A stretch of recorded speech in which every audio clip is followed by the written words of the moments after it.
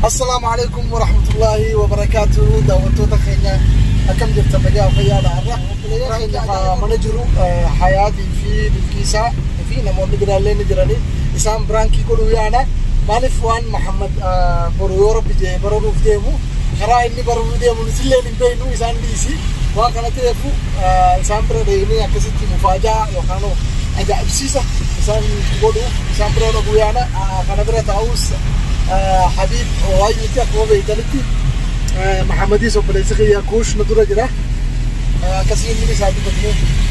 السلام عليكم ورحمة الله وبركاته. أولي أولتني فيانا جيني بدأ دومي كيانجل عندو كنايا بوكارو بيجالجلا رو بيجالجلا بوكارة نورو بجرا جرام يملو ديما أنا نانجل لي محمدي نورا يملو ديما بريو ربي جدي يملا إسا يملا نجار ربي أقوله إني فانا إنت لفانا روبا كجا إنسان غربا فانا روبا ربي هاقوله تم فادا جيدا أرجيته تفانا كابنا جاني ربي ورسني إسانا تاي سويا دا مراد إسان لي ربي هاقوتو أكس مور إسا وجين هريوتا كينا كنكا ياسين ياسين أورو صفوان إسافي كإسا فكاتن هدو وانجرانيف ربي كرا إملا دويدا لكو هاقوله بجنة أما فرانكي ديكو إسي ودلقوا في ديمنا إبسا أكسمس حياتي في بالكيس مناجراني يو كان نورفو تاي مصطفى اسماعيل جيتشو سانرت وادي كوفرنا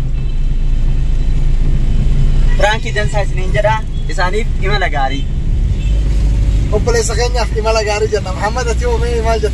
السلام عليكم ورحمة الله وبركاته. دعوتنا تفيك بجمتنا كينيا كان الدنيا كان رجبتنا هندي كيسانو يوم erga sinjala bade bati hedduu lakkoofsee jira inshallah wanni badeef immoo haala amma isaan hiriyoonni kiyya jedhan kanarra waan jiruuf santu xiqqisho karaa na balleesse kanaaf biyyatti barari'aa jiru anis waan beekaa jiru natti hin fakkaanne isaan qofaa miti maaliif yoo jettan yoggama wajjin galle kun immoo yeroo san isin agarsiisaa jechuudha bakka dhaquuf deemu eessa akka imalaa jiru carraa biyya sadaffaa argadhee fi biyya lammaffaa argadhee waan hin beekneef kanaaf achumatti wal agarraa bakka xiyyaarri itti nafuusetti viidiyoo isinii mara xiyyaara keessattis viidiyoo isinii mara bakkuma kamittuu jechuudha bakka ga'e hundatti viidiyoo waan isinii maru na yala deematiin na laala biyyoonni an deemu biyyoota hedduu waan deemuuf bakka bashannanaa bakka immoo seenaa qabeessa fi waan barumsa qabu hedduu waraabee waan isin biraa ga'uuf asumaan na hordofaa na yala deemallee isiniin jedha hiriyoota kiyya amma na bira jiran kanas kanarraa hafanis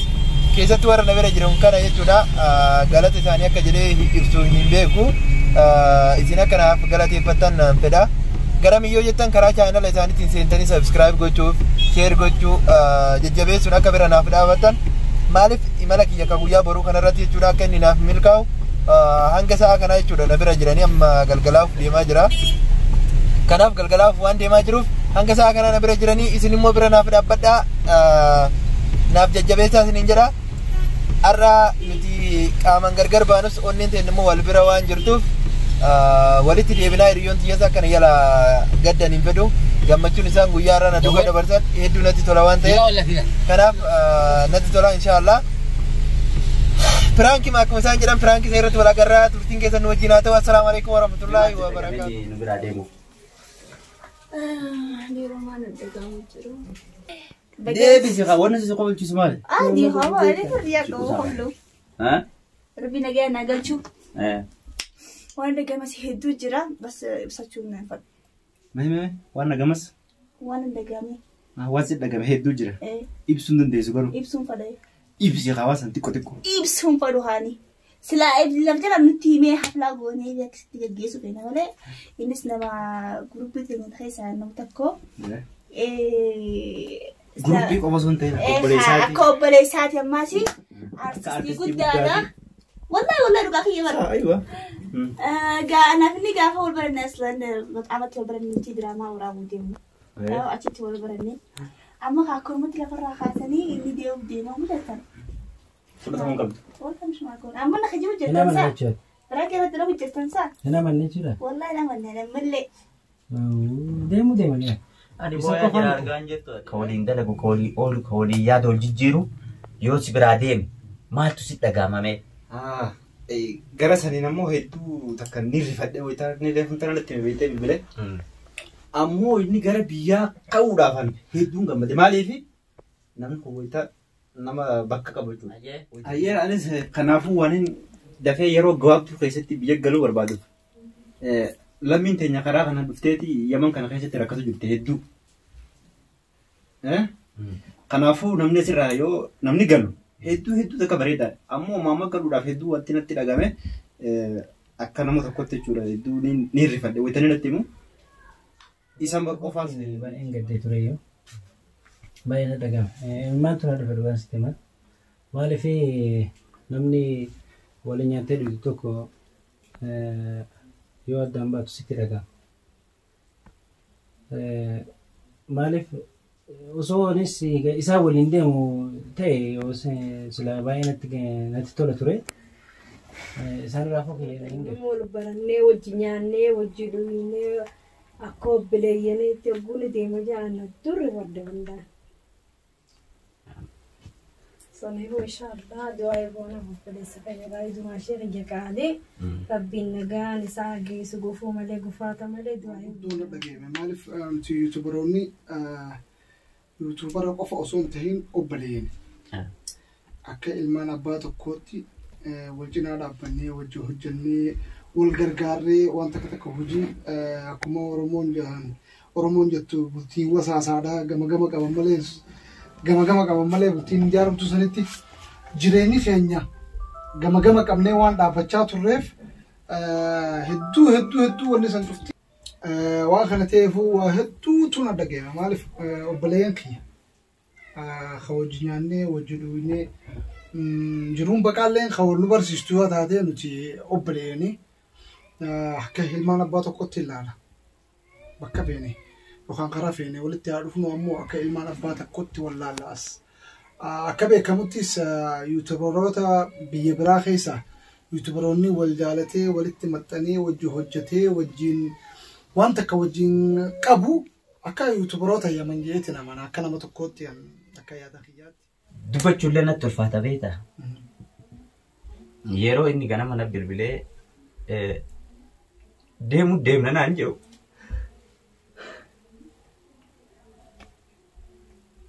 Ni rifadhee wallaahi taa'ee booda.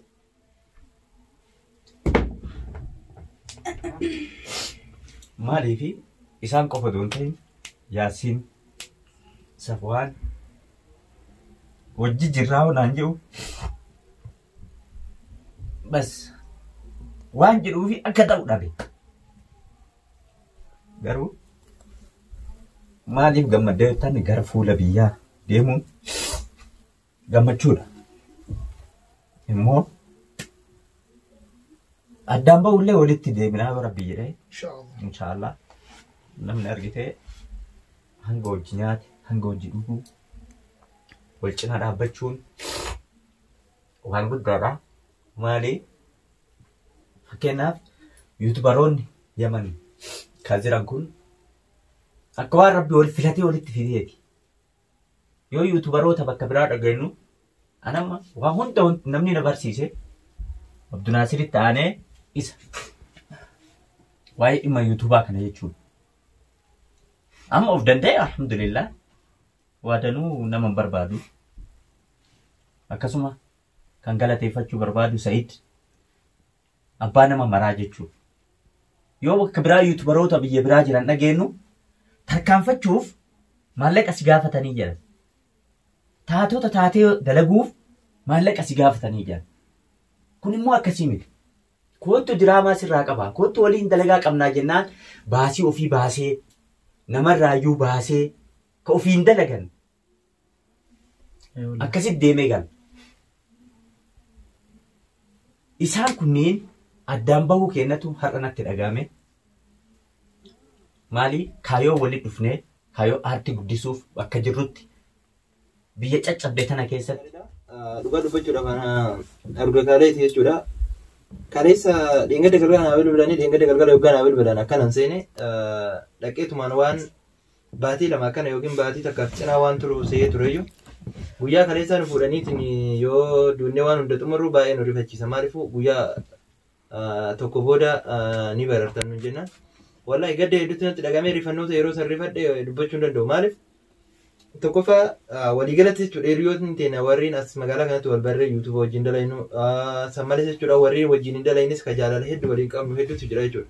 Maaliif namoonni biyya baqaa kana keessatti jechuudha namoonni biyya kana jiran hedduu wal jaalatanii akkuma miskiinummaan jirtu sanatti jechuudha waanuma qaban addaan qoodatanii jiraatan jechuudha. Ana wanna guddaa jechuudha qabeenya qabaataniitiin wal jibburra qabeenya dhabaniitiin jaalalaan yoo wajjin jiraatan hedduu nama gammachiisa. Ani gara kiyyatti hedduu rifadhe dhugaa dubbachuudhaaf namoota hedduuf hin bilbille amma bilbilaatiin jira hanga ammaatitti bilbileetiin waan akkanaatii waan jedhu namoonni hedduu rifatan jechuudha. Maaliif reef jechuudha wallahi hayaati nu yookaan amma isiin asii dubbattu namoota as jiran obboleettii teenyas isin hundaa jechuudha yookaan isin bira taa'u wallahi qaamni kiyya akkuma tokko na taa'atiin isin bira taa'aa jira jechuudha.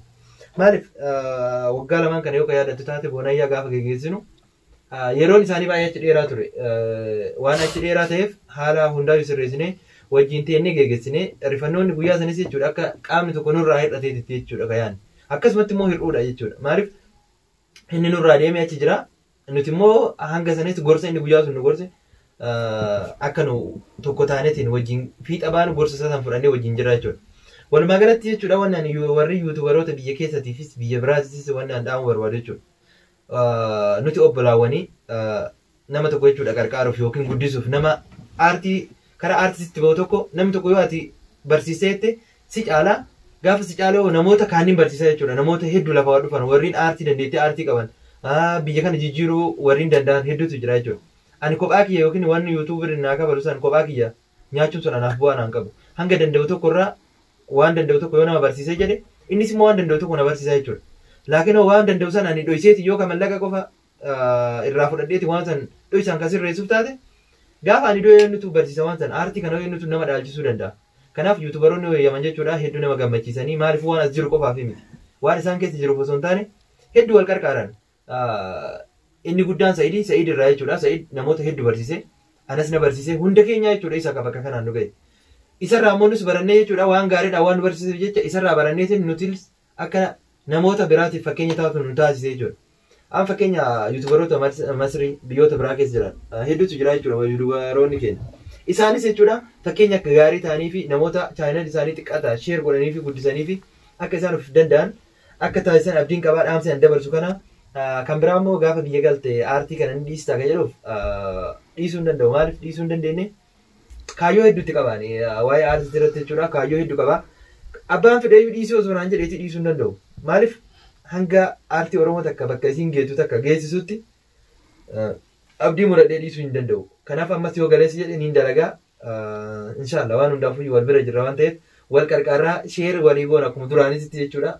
Akkuma dur isin bira jirutti biyya sanittis isin bira jira waan ta'eef waan isin qarqaaruu danda'u yoo jiraadhu taate nagaafatanii isin qarqaaruu danda'a akkuma duritti wal qarqarraa jechuudha. Qaamaan gargar baane malee jechuudha qalbiin teenyas onneen teenyas wal bira jirti waan ta'eef waan barbaadan nagaafachuu ni dandeessan warri asirra jirtan hundi warri viidiyoo kana ilaalan waan nagaafachuu danda'a waan danda'u irraa yoo jiraadhu taate qarqaaruuf ammas jechuudha akkuma duraanii karaan kiyya banaadha. Kanaaf waan isin yaachisu hin jiru qaamaan isin biraa fagaadullee onneen tiyyammoo isin bira jirti waan ta'eef hedduu galatooma naaf jiraadha bakka naaf gaa warri asitti hin argamnillee akka gaddan hedduun hin beeka waan ta'eef gaddi isaanii immoo gadda kiyya waan ta'eef inshallah immoo bal'oodhaan yeroo biraa wal agarruuf ulfaadhaa isin jedha warreen viidiyoo kana hordofaa jirtanis ulfaadhaa du'aa nuuf godhaa.